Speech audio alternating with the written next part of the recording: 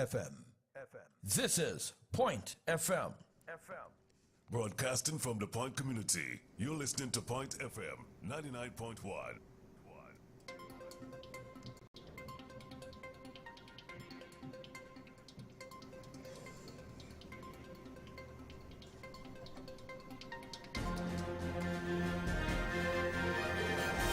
This is Pointe FM's nightly news for Friday, 2nd February 2018.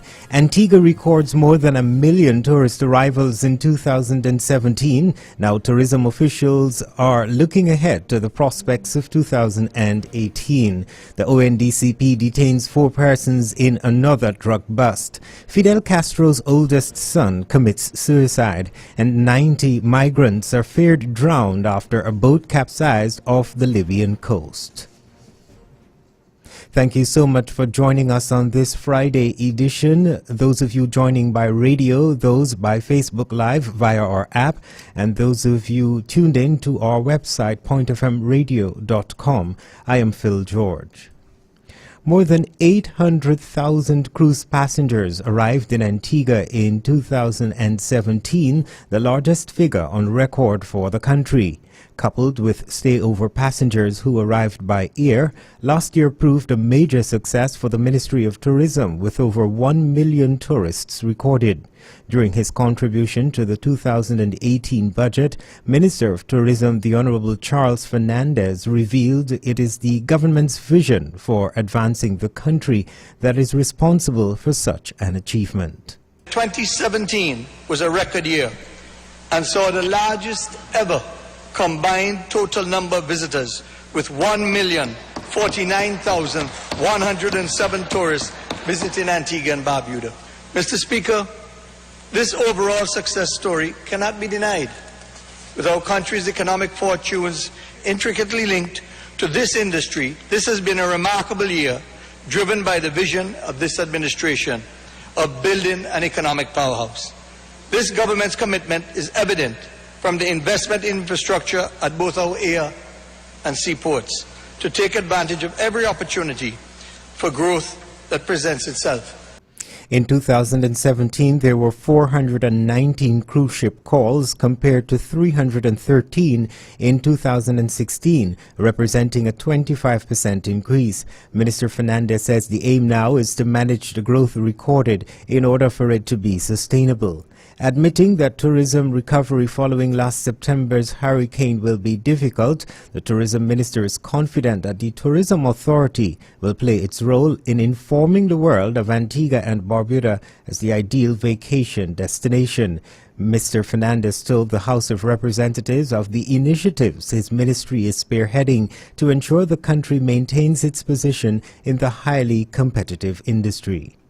In the USA, we launched a new partner promotion running at all New York Jets home games for the season on 1,500 TV screens in suites and public areas at the MetLife Stadium. The partnership also includes a radio on ESPN and a 30-second Antigua promotional video. Mr. Speaker, one of the activities that showed our marketing creativity and innovativeness was the Come Back Darling video. The Antigua and Barbuda Tourism Authority, UB40, Elite Island Resorts, and Virgin Holiday all collaborated for post-Caribbean hurricane promotion. This partnership saw the legends of British reggae band UB40 release a new music video using their top 10 hit, Come Back Darling, and its timely lyrical message. It was filmed on location in Antigua and culminated with a concert performance filmed at Mary's Shack at the Pineapple Beach Club. This has given, Mr. Speaker, the destination remarkable exposure, with the video seen by millions of consumers in the UK and around the world. Stakeholders within the local tourism industry, Minister Fernandez says, are experiencing the best winter tourist season based on arrivals. Meantime, Minister of Tourism Charles Fernandez says a vigorous tourism campaign will be maintained throughout 2018 to ensure the country maintains or surpasses the record set in 2017. Chief among the goals set is increased airlift. The first is to grow air arrivals and airlift from all major source markets to 275,000 in 2018 and to 300,000 in 2019.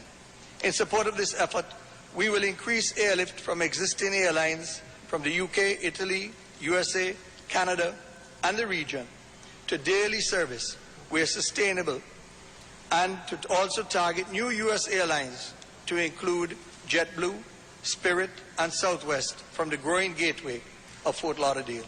That's Minister of Tourism Charles Fernandez speaking in the House of Representatives earlier this afternoon. Still with tourism, St. John's Rural East MP Celeste Bird has revealed what he describes as key elements in the creation of an economic powerhouse. Acknowledging his proposals are not necessarily the position of government, Mr. Bird nevertheless called for an increase in hotel rooms to 6,000 by the year 2025. He was debating the 2018 budget in the House of Representatives on Thursday.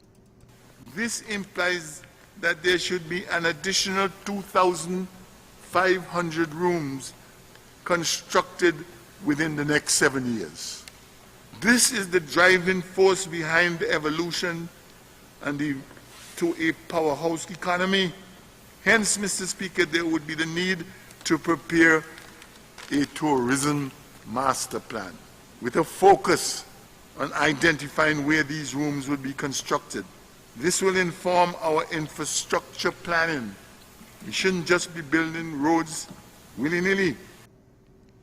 The former tourism minister underscored the importance of international brands, which he said should be included in the additional 2,500 rooms. Also including among his proposals is government ownership of several rooms. The government should own, but not necessarily manage, at least 1,000 of the new rooms. This, Mr. Speaker, is important for many reasons. In the first place, there seems to be some form of oligopoly and collusion among some local hoteliers.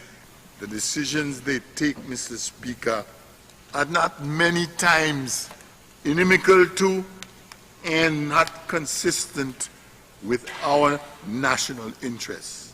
The ownership of 1,000 rooms by the government can serve to influence policy and maintain the integrity of the sector. That's former Prime Minister, also a former Minister of Tourism, now St. John's Rural East MP Celeste Bird. Another drug bust by the Office of National Drug Control and Money Laundering Policy has resulted in 4 men being taken into custody for questioning. Charges are likely pending for the 4 men, 2 of whom are reportedly Antiguans. According to unconfirmed reports, the bust took place at runway 10, where cocaine packed in suitcases was discovered on a private aircraft which was scheduled to depart Antigua. The bust reportedly took place this morning. Efforts to contact the ONDCP for confirmation were unsuccessful. On 3rd January, 41-year-old Dion Perkins was intercepted on Sir George Walter Highway.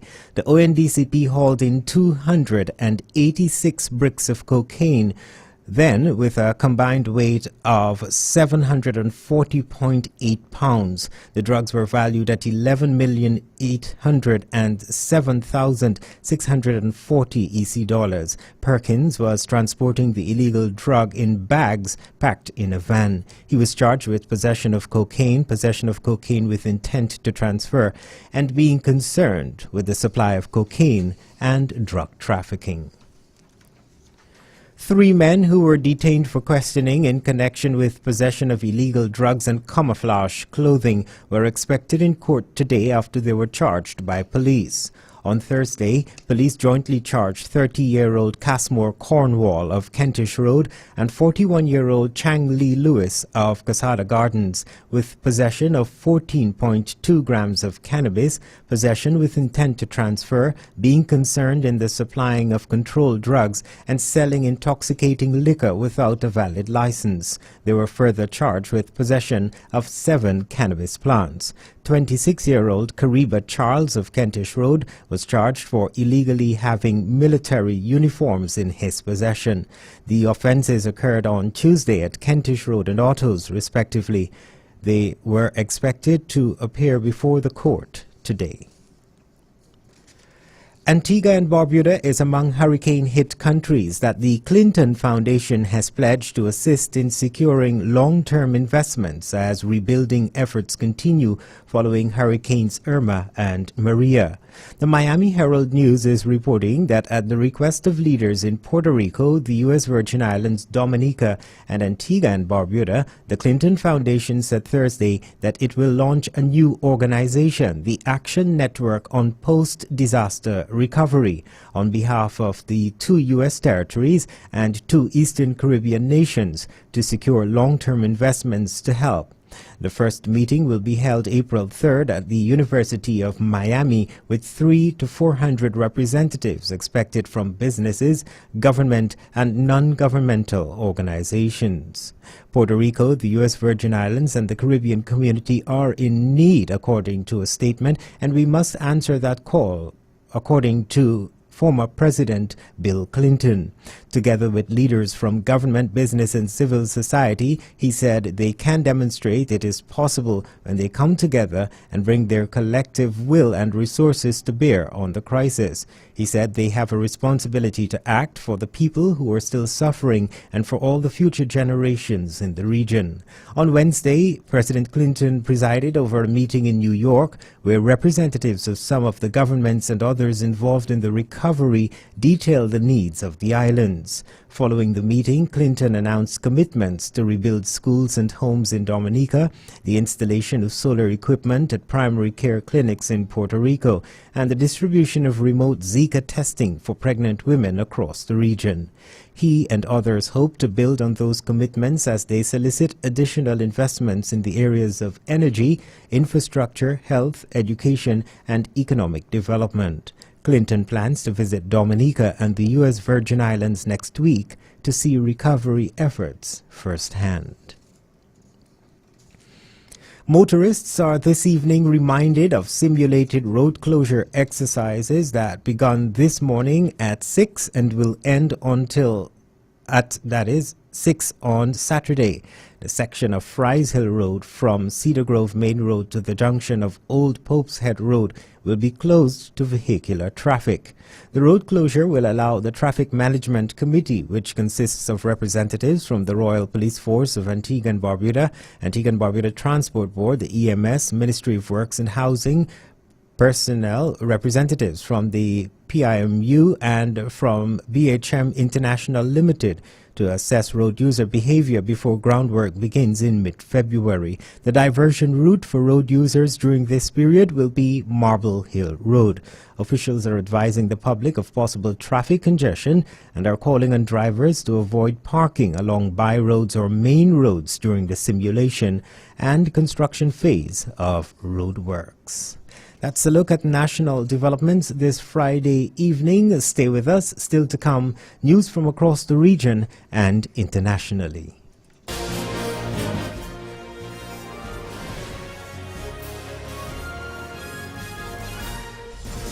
Thank you so much for staying with us at 15 minutes on the hour of 7 o'clock in Antigua, Barbuda and the Eastern Caribbean, 15 minutes on 6 in Jamaica. If you're just joining us, Antigua records more than 1 million tourist arrivals in 2017. Now, tourism officials are looking ahead to the prospects of 2018, and the ONDCP detains 4 persons in another drug bust. In developments now from across the region, the oldest son of late Cuban leader Fidel Castro killed himself on Thursday after months of treatment for depression, according to state media. He was 68. Official website Cuba Debate said Fidel Castro Diaz Balart had been in a deeply depressed state. A brief note read on state television said his treatment had required an initial hospitalization, then outpatient follow-up. The oldest son of Cuba's late revolutionary leader was known for his resemblance to his father, earning him the nickname Fidelito or Little Fidel. Castro Diaz-Balart studied nuclear physics in the former Soviet Union and served as scientific advisor to Cuba's Council of State. He was vice president of the Cuban Academy of Sciences. He previously led its nuclear program. Castro Diaz-Balart was born to Fidel Castro's first wife, Mirta Diaz-Balart, a woman from Cuba's aristocracy, who Fidel married in his youth before starting the revolutionary struggle that later brought him and his brother Raúl to power. Because of his maternal lineage, Castro Diaz-Balart is cousin to Republican Congressman Mario Diaz-Balart, who represents Cuban exiles in Florida. Fidel Castro, the father, died in November 2016 at the age of 90.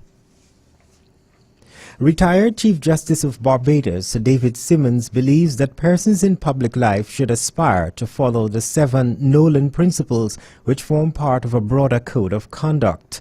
His comments came on Wednesday night during the Rotary Club of Barbados South 32nd Anniversary Charter Night and Vocational Service Awards, which was held at the Accra Beach Hotel.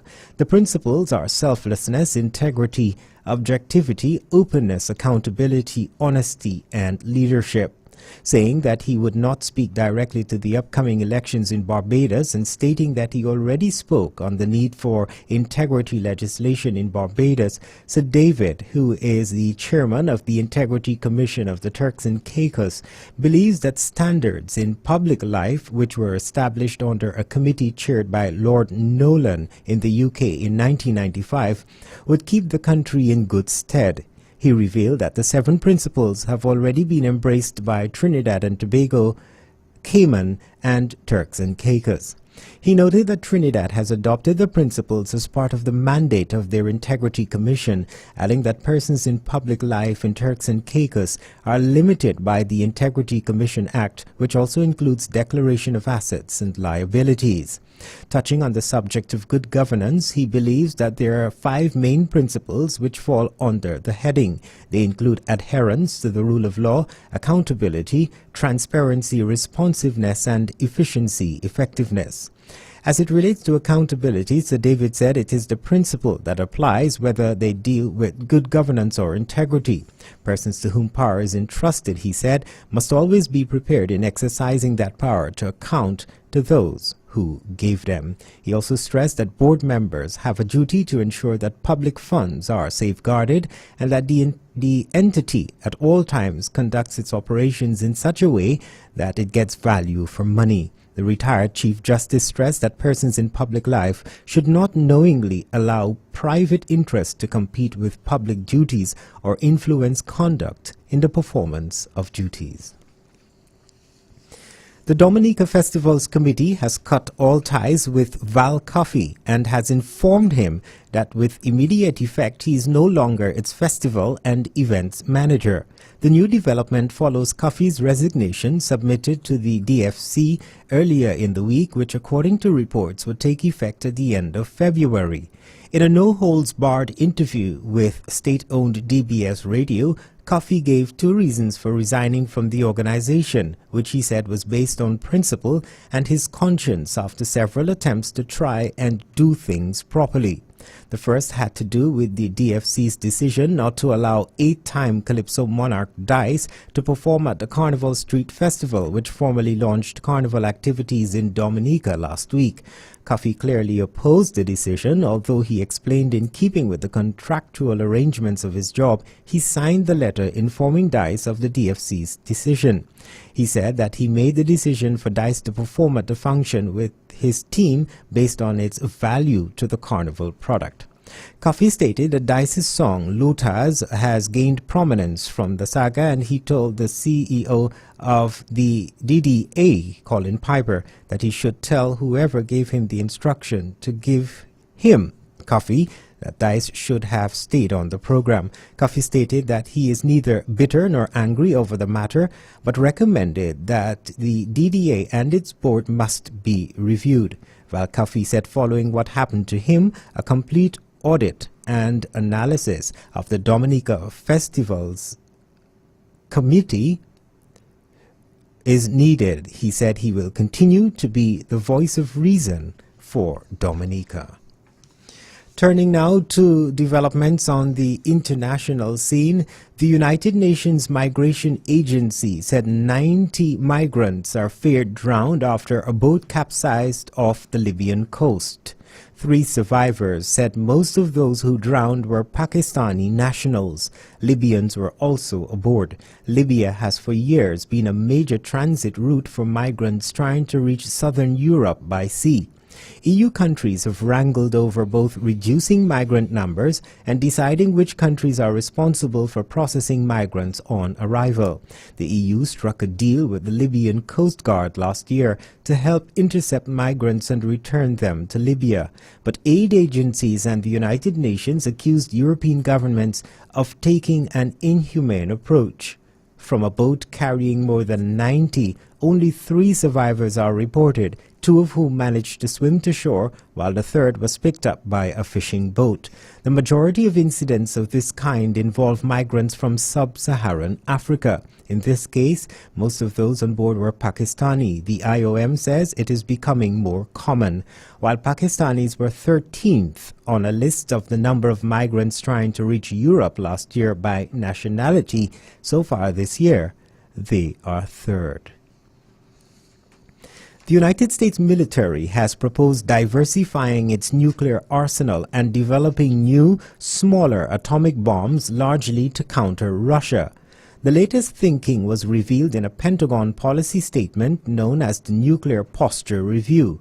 The U.S. military is concerned Moscow sees U.S. nuclear weapons as too big to be used, meaning they are no longer an effective deterrent. Developing smaller nukes would challenge that assumption, it argues. Low-yield weapons are smaller, less powerful bombs with a strength below 20 kilotons. They are still devastating, however. The atomic bomb dropped on the Japanese city of Nagasaki at the end of World War II had about the same explosive power and killed more than 70,000 people. The document said the U.S. strategy will ensure Russia understands that any use of nuclear weapons, however limited, is unacceptable.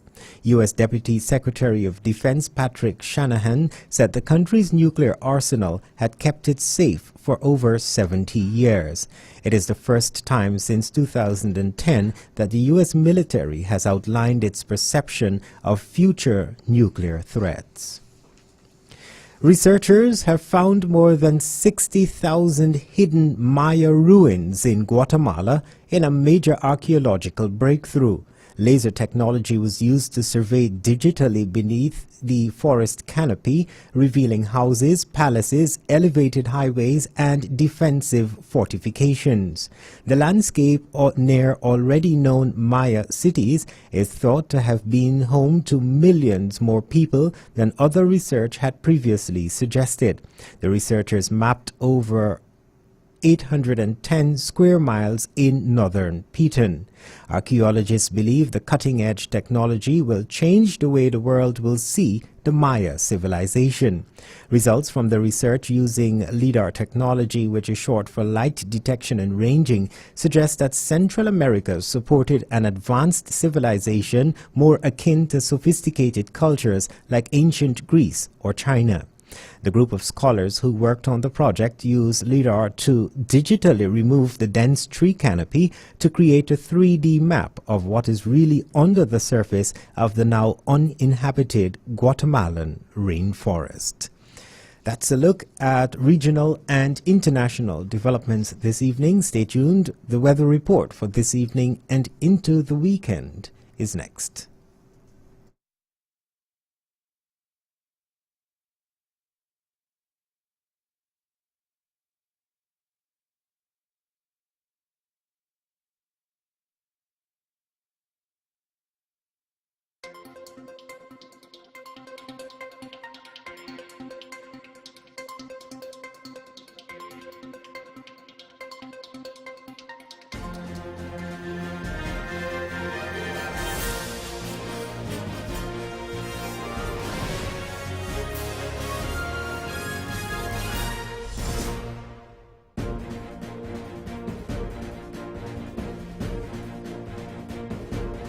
Of February 2018. Stable conditions are expected to prevail across the islands as a ridge of high pressure will continue to inhibit significant shower activity. Therefore, conditions tonight are expected to be fair to partly cloudy with a slight or 20% chance of showers. And conditions tomorrow are expected to be partly sunny with a slight or 20% chance of showers. The winds are likely to range from northeast to east-northeast at 13 to 24 kilometers per hour or 7 to 13 knots. The seas are likely to be moderate to locally rough with heights of 1.5 to 2.4 meters or 5 to 8 feet. Beachgoers are advised to exercise caution, particularly along the eastern coastal areas. The total rainfall so far for the month of February recorded at the airport is 1.2 millimeters or 0.05 inch. The maximum temperature was 30 degrees Celsius or 86 degrees Fahrenheit, and the forecast minimum temperature for Antigua and Barbuda is 22 degrees Celsius or 72 degrees Fahrenheit. Tomorrow, Saturday, the sun will rise at 6:38 a.m. and set at 6:04 p.m. This is Patrice Edwards for the Antigua and Barbuda Meteorological Service at the BC Bird International Airport. And so we end Point FM's nightly news for Friday, 2nd February 2018. Now for a recap of the headlines. Antigua records more than 1 million tourist arrivals in 2017, the largest figure on record for the country. Now, tourism officials are looking ahead to the prospects of 2018. The ONDCP detains 4 persons in another drug bust on a private aircraft at runway 10. Fidel Castro's oldest son commits suicide and 90 migrants are feared drowned after a boat capsized off the Libyan coast. We thank you so much for joining us on this Friday edition of our news. On behalf of all of us here at Point FM, I am Phil George wishing you a pleasant evening and do have a great weekend. The time in Antigua, Barbuda, 2 minutes on 7 o'clock.